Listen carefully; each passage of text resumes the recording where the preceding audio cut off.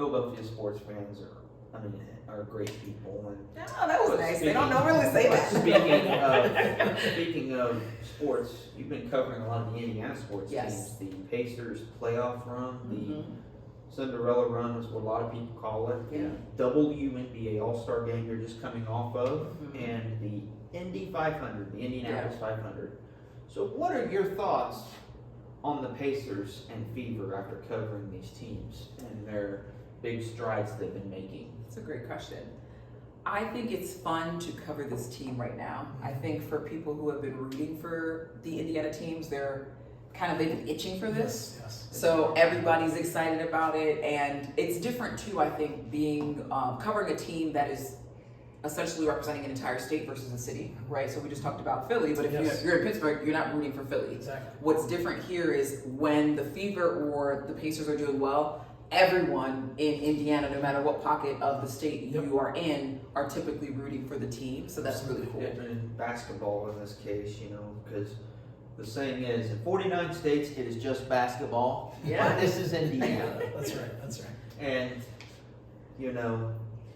what are your thoughts on how the Pacers did in that playoff run specifically? Oh, it's great, but it's so heartbreaking. It is. I genuinely think that if there was no injury in that first few minutes, 7 minutes or 9 minutes into, I think they would have won. It would have been a totally different game. Yeah. I think Tyrese would have, because he had 9 points in the first in the first half, and he probably could have had first quarter. I think in the first quarter. Yeah. I think he would have probably put up 30 that day, to be honest with you. I'm with you 100%. And that would have been enough for them to seal the win. They wouldn't have blown the Thunder out, but I think it would have been enough for them to win, because the Thunder were a good team. They're a great team. And And they put the work in, so congratulations to OKC, right? Don't want to take away from the work that they put on. But of course, it was heartbreaking to see it. I remember just watching, because that was a Sunday game, I believe. Yes, it was.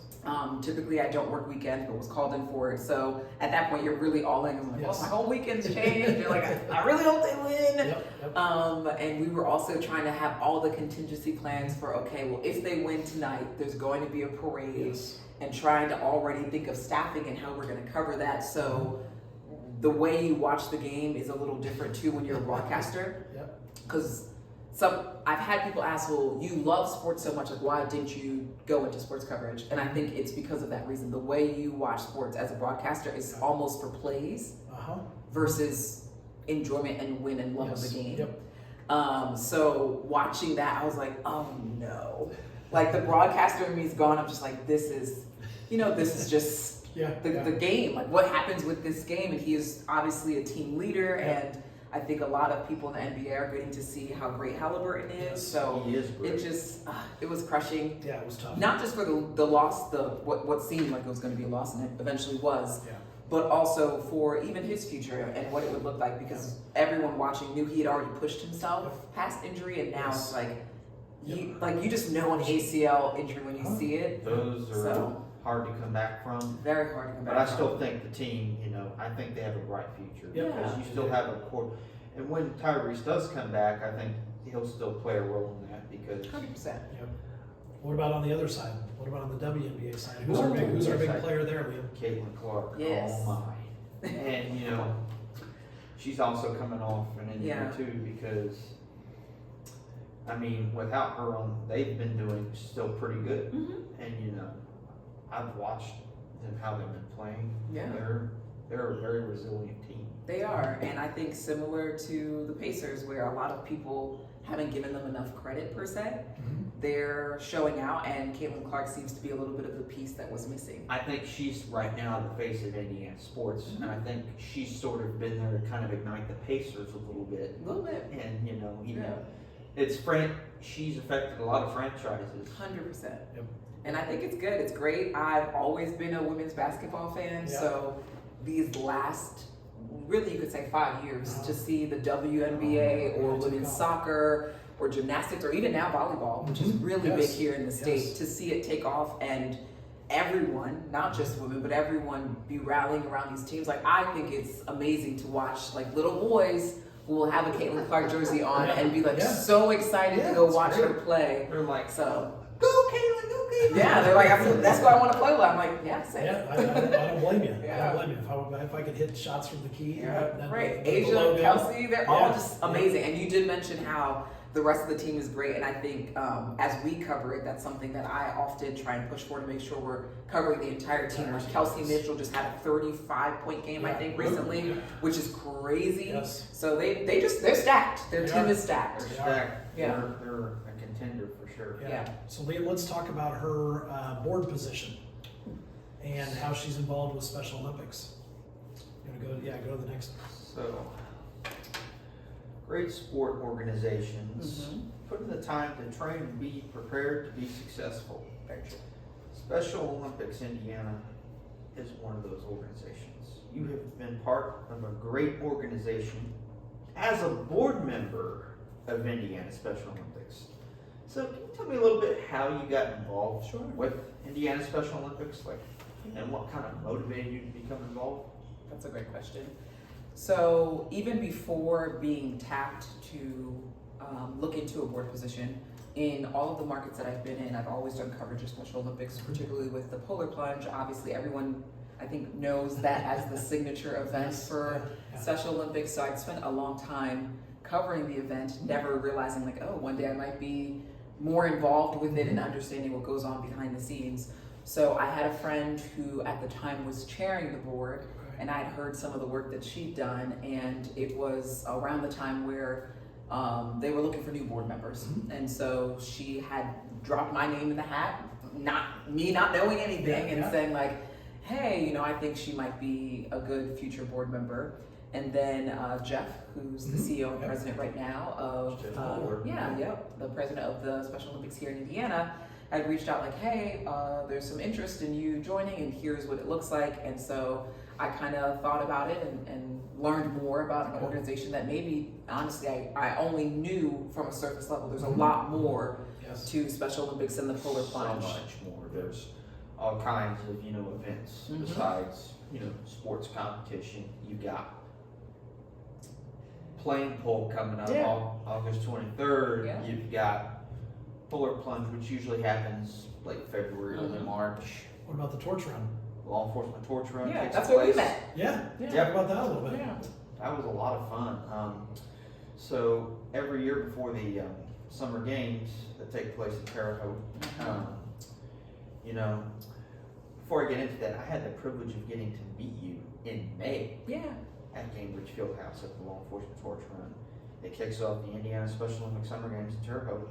So what are your thoughts on the love and support that law enforcement particularly bestows on the 19,000 Special Olympic athletes to help support the athletes during the games? I think it's awesome to see that moment when the torch is lit and then you get to see the athletes and law enforcement officers and Special Olympics officials all kind of come together. And I think what makes Special Olympics work is the community buy-in from all sorts of different industries. And obviously law enforcement has been a really big supporter for a long time. When we do the polar plunge, it's first responders who are in the water, lined up. I think the last 2 years I've had Pike Township and another township here, Wayne Township, I believe, who are the firefighters that are in the water. And then you also have the officers who often lead in the Special Olympics athlete that goes. So it's really cool, I think, that people are becoming more aware and choosing to support this organization. And speaking of the torch run, I even got the privilege to be able to go to Eagle Creek with the polar plunge as well to carry the torch for the polar plunge with a law enforcement officer back in February. Were you nervous? I was a little nervous about one thing. That was the cold water. Yeah. I had to go get I was barefoot walking in there. I'm like, oh my, it's cold. And then all of a sudden, I have to go back and get my slippers, or actually my Crocs. And okay, this is better. It's still very cold, but I can at least walk. Yeah. I felt like my feet were getting frostbit. I believe that because the recent one that we had was probably one of the coldest plunges in a long time. So it's really cold. Yeah. And did you get in? I did not get in this year. I got in last year. Okay. But I've had coworkers who kind of, busted me a little bit up about that because I got in the firefighter's wetsuit Oh, okay. with the mic, Okay. and they're like, no, you gotta go in the real deal Yeah, with no wet. So we'll get you. I'm not gonna say it's coming, but I hope that I gain the strength and the agility. We'll help you get there. We'll help you. And moving back to the law enforcement torch run at Cambridge, I was honored to speak to them and be able to recite the Special Olympic athlete oath. Would you like to repeat after me? Sure. The athlete oath, please. I'd be happy to. Okay, please repeat after me. Let me win, Let me win, but if I cannot win, but if I cannot win, let me be brave in the attempt. let me be brave in the attempt. You've experienced many awesome opportunities in your life. Can you think of a time in your life where this specific line takes place? You had to specifically be brave in the attempt? Ooh, that is a good question.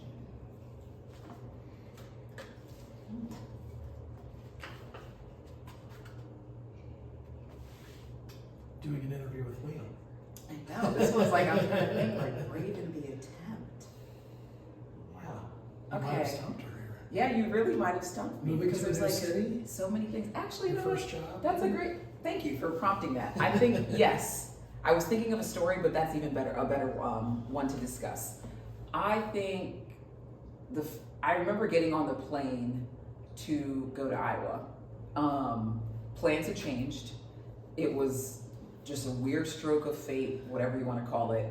I had just gotten a car to drive cross country with my dad to start this new journey. Like, oh, I'm gonna pay taxes. I'm gonna be on the news, right, all the things. And I got into an accident, quite literally, right before we were gonna leave. An accident that like we could not drive the car anymore. Okay. So, you know, everyone watching who has had car ownership understands that that's like not fun. Not fun at all. I just got a car. I don't even think I made the first payment on it. I was like, So, shout out to my dad who handled it a lot probably better than I would, because now in retrospect I'm like, oh God, the dollar signs are probably just like, ah. Yes.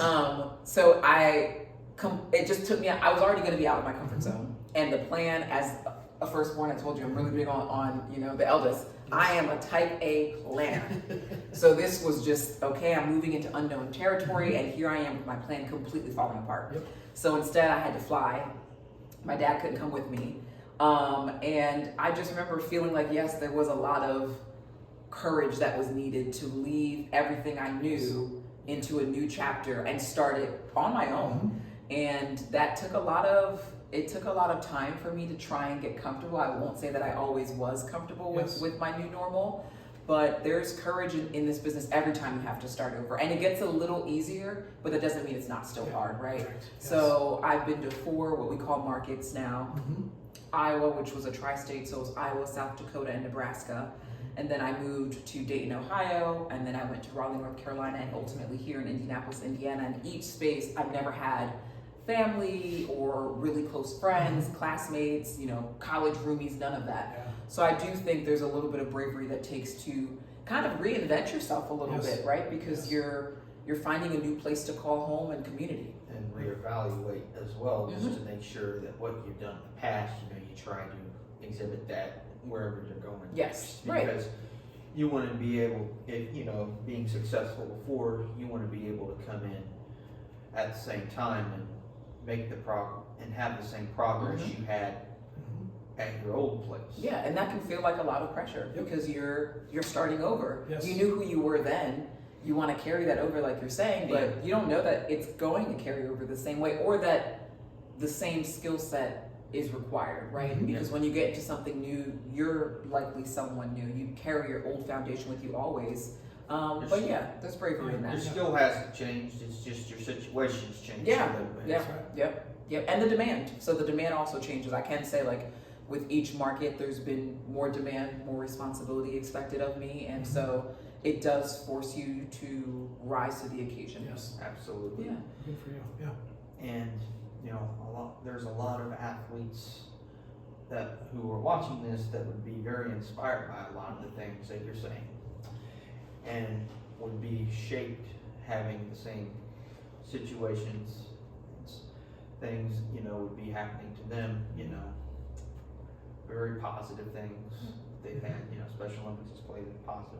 But your situation, how did that particular moment shape you into the person you are today? I think that moment getting on the plane to Iowa taught me that I can do it, because you don't know until you try. And I think one thing that was comfortable, which brings us back to what we were talking about before, about like family support, I think my dad had said something along like, you can always come back. Yep. Right? So it gave me a soft landing, which I know not everybody always has. So I do feel blessed and fortunate. Yeah. So I feel blessed and fortunate that I knew, like, okay, I'm gonna take this big leap and be brave, and maybe it doesn't work out, but also maybe it does. Yep. And I think I'm not gonna say I'm glass half full. Yeah. I'm not gonna say I'm that kind of person per se, but I do think sometimes approaching scary things with that mindset can help you lean into discomfort. Absolutely. That's right. Discomfort isn't always a bad thing. It helps you, one, explore new opportunities that may arise, and two, it helps you be better in your skill. It helps improve and enhance your skill level.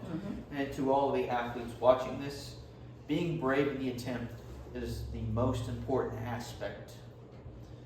Good point, Liam. Yep. And now I'm going to pass it back on to my buddy and co-host, Jason. Right.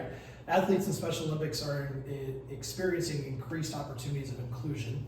However, there are still, there's still a lot of obstacles that go along with that.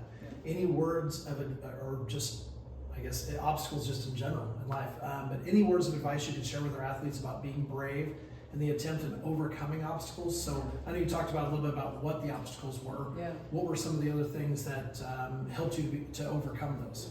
I think one, being confident in who you are, Yep, knowing yourself, right? Because even when I walked into unknown territory and something that was very different, I knew who I was. I knew what I brought to the table, or what I was hoping to gain at the table as well, right?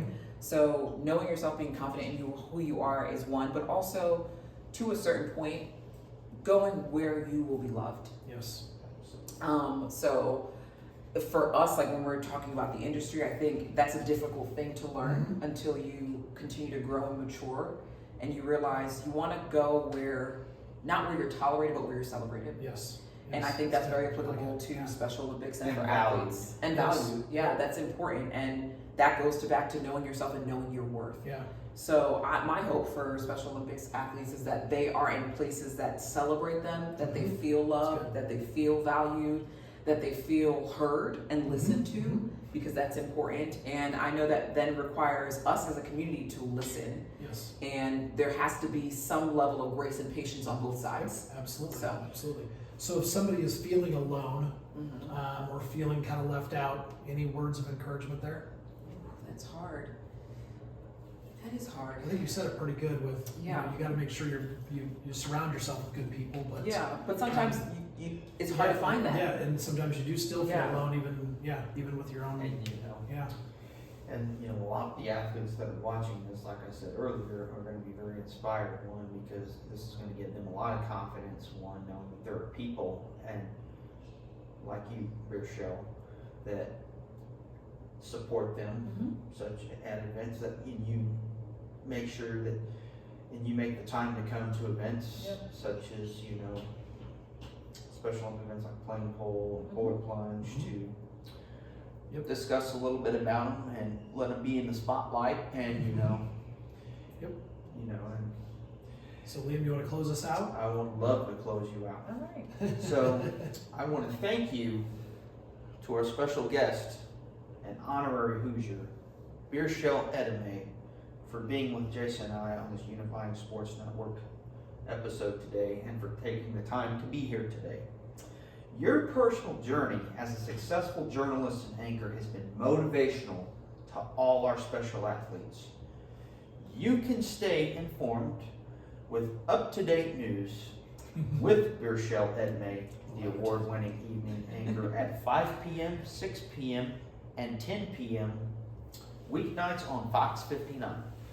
And before we go, Jason and I would like to extend an invitation for you to come and swim We would love you to come and swim with our Johnson County swimmers and our swim team at Center Grove. Get you ready for that polar plunge, maybe. It sounds like you guys are going to make me the Olympian I The should have been.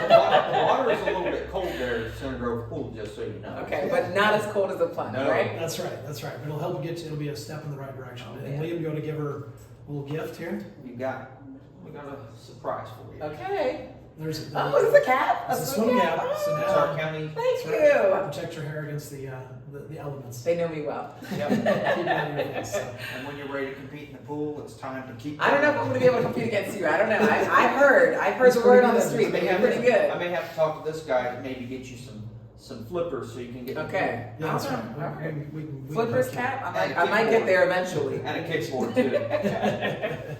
All right, Liam. Beairshelle, is there anything else you would like to share with our audience about any new reports or activities that you have coming up? Oh, that's a hard one. I know I'm not sure when this will air. So if it's immediate, we're doing Colts coverage right now. We did a lot of talk about sports, right? So Colts camp, Colts coverage is going to be our big thing coming up here. And then we're already in back to school. Yes. So there's always going to be a lot going on. And I encourage people to stay connected. So thank you, Liam, for the Awesome. plug at 5, 6, and 10. I'm actually, And our streaming app as well, which is new. Okay. and speaking of the Colts, I'm actually going to be working at some of the games coming up. Ooh, I'm going to be congrats. working guest services outside, All right. and I'll be doing tickets for games. So I got free tickets from you? All right. Yep, August 6th when I start, I'm going to be coming to the preseason and regular season. I'm excited Awesome. about their schedule. That's exciting. It is exciting to And- be able to do that. On today's show, I'd like to thank my co-host and buddy Jason Hite for Always, his thank you, always. assistance today. I would also leave everyone with this thought. Everyone has a purpose in life. Sometimes we may need someone to hold our hand along the way and provide guidance. I'm Liam Price, and thank you for watching the Unifying Sports Network, the voice of the special athlete.